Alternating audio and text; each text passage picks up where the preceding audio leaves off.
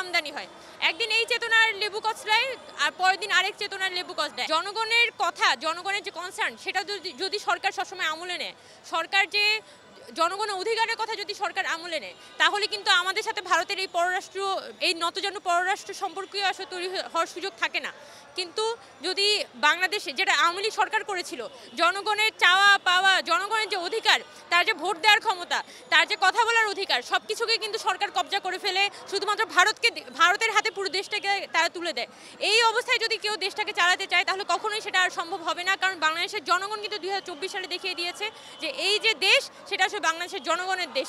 জনগণ যে সিদ্ধান্ত নিবে সেই অনুযায়ী দেশ চলবে। এবং ভবিষ্যতে যে সরকার আসবে, ইভেন এই অন্তর্বর্তীকালীন সরকার, তারাও যদি জনগণকে সুপ্রিম পাওয়ার মনে করে, তাহলে কিন্তু ভারতের সাথে আমাদের ন্যায্যতার সম্পর্ক স্থাপন করাটা এটা আবশ্যকভাবী, এটা হতেই হবে। এবং আমরা আশা করি যে সরকারের সাথে জনগণের যদি অ্যাকাউন্টেবিলিটি সম্পর্ক গড়ে ওঠে, তাহলে ভারতের কাছে আমাদের নতজানু হয়ে ওঠা ভবিষ্যতে সম্ভব হবে না। আমাদের বাংলাদেশের যে মহান মুক্তিযুদ্ধ, সেটা তো আসলে আমাদের একটা হিস্টোরিক্যাল ইভেন্ট। এবং সেই মুক্তিযুদ্ধ আসলে জনগণের মধ্যে কী স্বপ্ন তৈরি করে, সাম্য, মানবিক মর্যাদা, সামাজিক ন্যায় বিচার এবং জনগণের মুক্তি, ওইটাই কিন্তু আমাদের জনগণের ওই সময়কার আকাঙ্ক্ষাটা ছিল। সেই আকাঙ্ক্ষায় কিন্তু আমরা এখনও 53 বছর পৌঁছাতে পারিনি। কিন্তু আমরা দেখেছি বিভিন্ন সময়েই কিন্তু যতবারই সরকার আনস্টেবল হয়, ততবারই কিন্তু মুক্তিযুদ্ধটাকে একটা কোশ্চেনের মুখে আনার একটা চেষ্টা করা হয় যে মুক্তিযুদ্ধের শহীদের সংখ্যা কী ছিল, মুক্তিযুদ্ধে কতজন ধর্ষণ হয়েছিল, মুক্তিযুদ্ধে কতজন মুক্তিযোদ্ধা ছিল। এইগুলো তো আসলে হিস্টোরিক্যাল ইভেন্ট। এখন তৎকালীন সময়ে সরকার মুক্তিযোদ্ধাদের তালিকা তৈরি করার ব্যাপারে কিন্তু প্রপার এফোর্ট দেয়নি, যার কারণে পরবর্তী সময়ে মুক্তিযোদ্ধাদের তালিকাকে নিয়ে বড় ধরনের একটা ধোঁয়াশা তৈরি হয়েছে। এখন সেটা 3 লাখ হোক বা 30 লাখ হোক, মুক্তিযুদ্ধ তো আসলে নাই হয়ে যায় না। যুদ্ধের মধ্য দিয়ে যে মানুষের একটা আকাঙ্ক্ষা তৈরি হয়েছিল, একটা যে দেশ তৈরি হয়েছিল, একটা যে জাতিসত্তার নির্মাণ হয়েছিল, সেটা তো আসলে কোনোভাবে নাই হয়ে যায় না।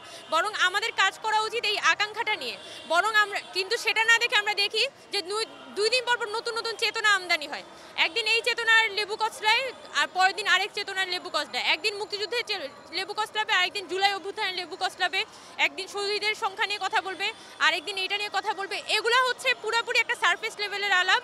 যারা আসলে বিভক্তি তৈরি করতে চায়, যারা জনগণের প্রতিদিনকার যে সমস্যা, সেগুলো ডিল না করে জনগণের জীবনটাকে দুর্বিষহ করে শুধুমাত্র নিজের পকেটে ভারী করতে চায়, তারাই কিন্তু কোনো না কোনোভাবে শুধুমাত্র এরকম আননেসেসারি আলতুফালতু জিনিস নিয়ে পড়ে থাকতে যায়। যে শহীদের সংখ্যা কত, আমাদের কতজন ধর্ষণের শিকার হয়েছিল, মুক্তিযুদ্ধ কতটুকু সফল, এইসব আলাপ নিয়ে শুধুমাত্র পড়ে থাকতে যায়। বরং যেটা বেশি দরকার, যে আমাদের দেশটাকে নির্মাণ করা।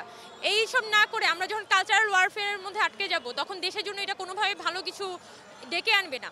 বাট আনফর্চুনেটলি, সত্যি করে বলতে, এই জুলাই অভ্যুত্থানের পরবর্তী সময় আমাদের মধ্যে যে আকাঙ্ক্ষাটা তৈরি হয়েছিল যে দেশটাকে আমরা নতুন করে গড়ে তুলবো, এই দেশের মধ্যে মানুষ আর শোষিত হবে না, এই দেশে সবাই তার ন্যায্য মর্যাদাটা পাবে, আজকে 6 মাস 7 মাস পরে এসে কিন্তু সেই স্বপ্নটা আস্তে আস্তে বিলীন হয়ে যাচ্ছে।